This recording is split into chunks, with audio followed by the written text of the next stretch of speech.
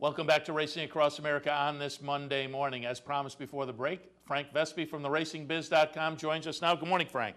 Good morning, Seth. And happy to have you on board to talk a little bit about Maryland Millions. Again, the RacingBiz.com, the website to go to for coverage of racing in the Mid-Atlantic. And it was a big Saturday in that region. Maryland Millions Day, West Virginia Breeders' Classic over at Charlestown. We'll touch on all of that. And Frank, let's get right into it and kick off our discussion of Maryland Millions Day. Race number one, the Maryland Millions Nursery, because I have a feeling this is a horse we'll be hearing from outside of the Maryland bred stakes. Golden Years.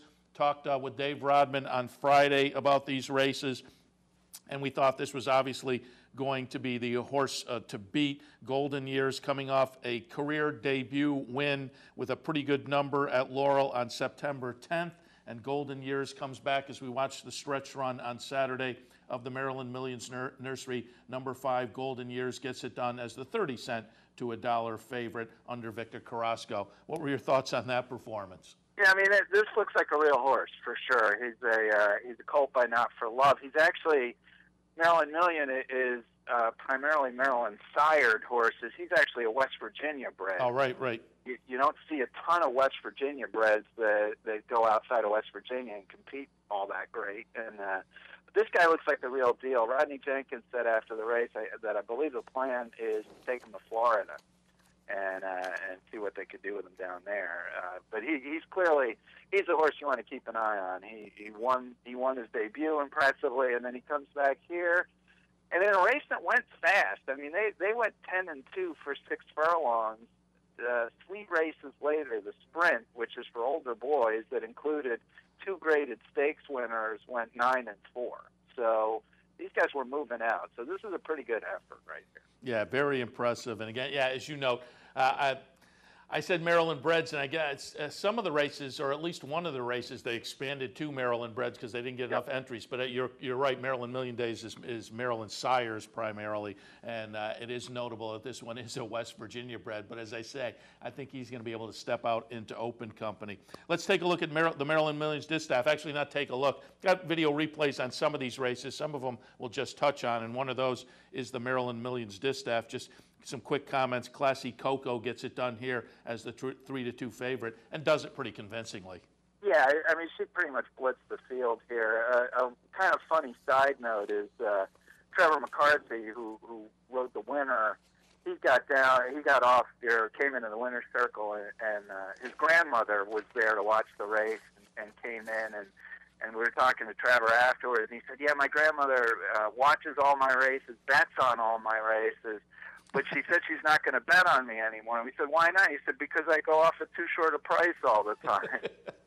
I'd like her already. Yeah, exactly right. So Grandma's probably not going to be betting on Trevor much, particularly not with a horse like this, who's 3-2, but was certainly happy to get in the winner's circle. This horse won impressively over actually a pretty decent field. A couple of stakes winners coming up behind her, but she won easy. And another one we'll just talk about quickly here, the Maryland Million Sprint, a couple of races later on the card. Thankfully, Trevor's grandmother saved some money here because he went off as the 6-5 favorite on Avarice and winds up third. DC Dancer at 6-1 wins this race with Angel Serpa on board. It's a Mike Trombetta runner. DC Dancer gets it done in the sprint. What were your thoughts there?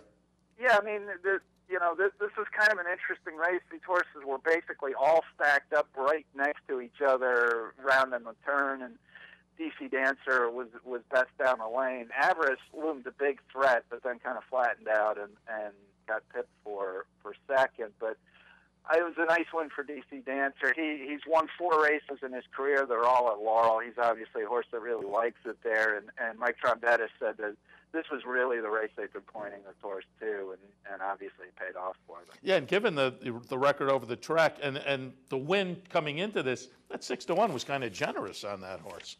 Yeah, I mean, it was this horse certainly figured live. I mean, this was an interesting race because you had Jackson the Deck, who won the Futurity at Belmont, I want to say 3 years ago. You had Javert, who won the General George over this track last year.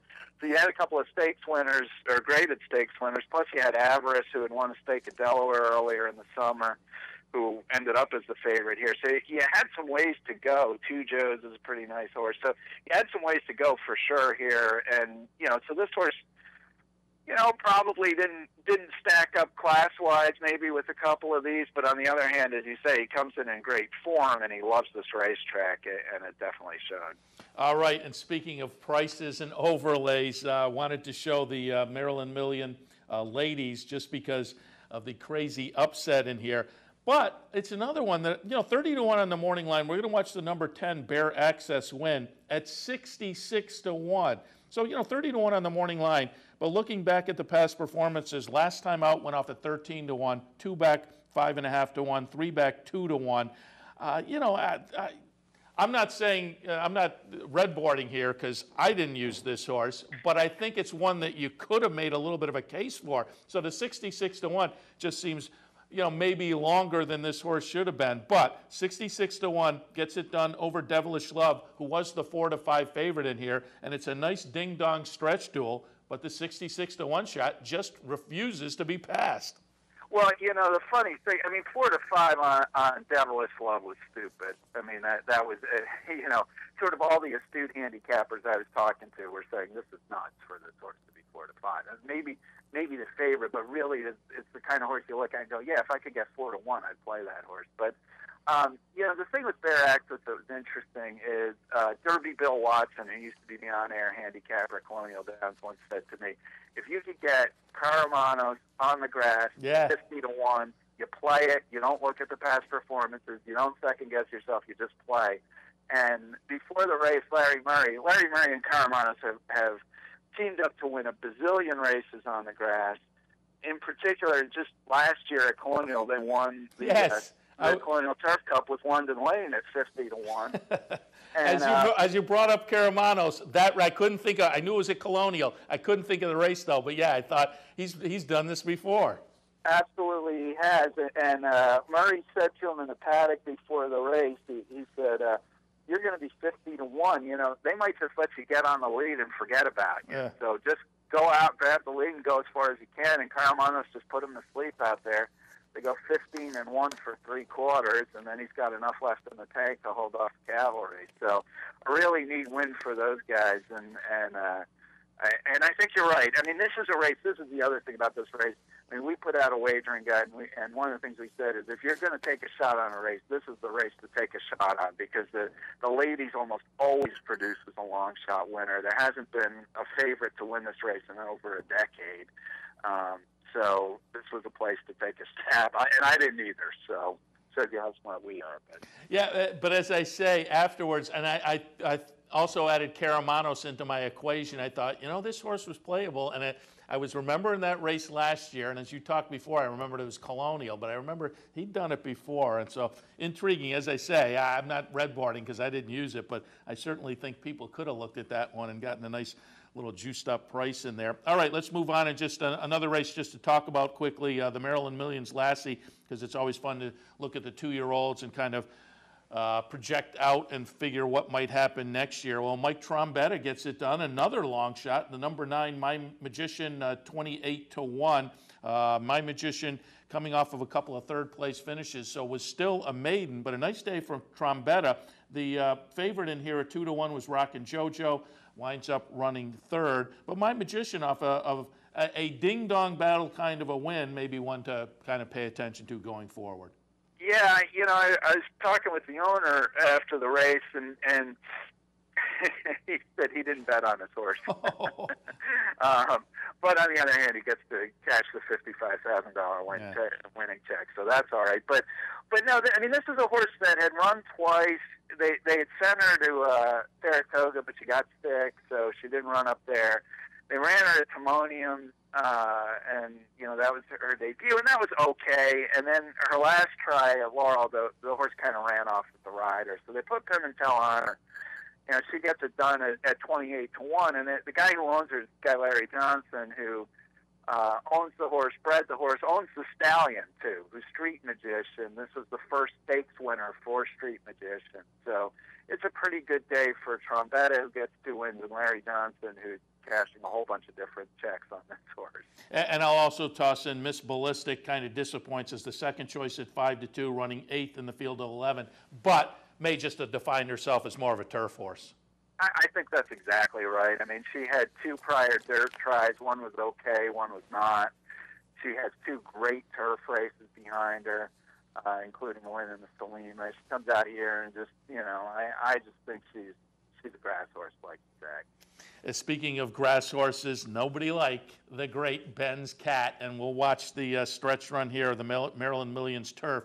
Again, King Leatherberry has to decide, do I stay on the turf going a distance I don't like, or go a sprint on a surface that we may not be best on? He had to choose between the dirt sprint or the turf mile. Ran very well in the turf mile last year, so they went back to that. Just got caught late last year by Roadhog, did Ben's Cat. Well, coming around the turn this year, they ding-donged it. Number 2, Ben's Cat. Number 9, Roadhog.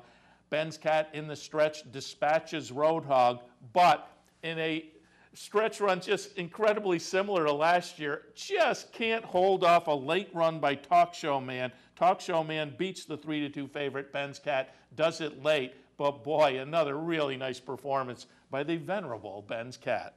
Yeah, I mean, Ben's Cat is just such a huge fan favorite, and somebody came down. I think it's Mike Gaffigan from the press guy for the Maryland Jockey Club came down after the race and said, "Boy, you think the crowd was rooting for Ben's Cat there?" I mean, it was kind of like everybody wanted Ben's Cat to win.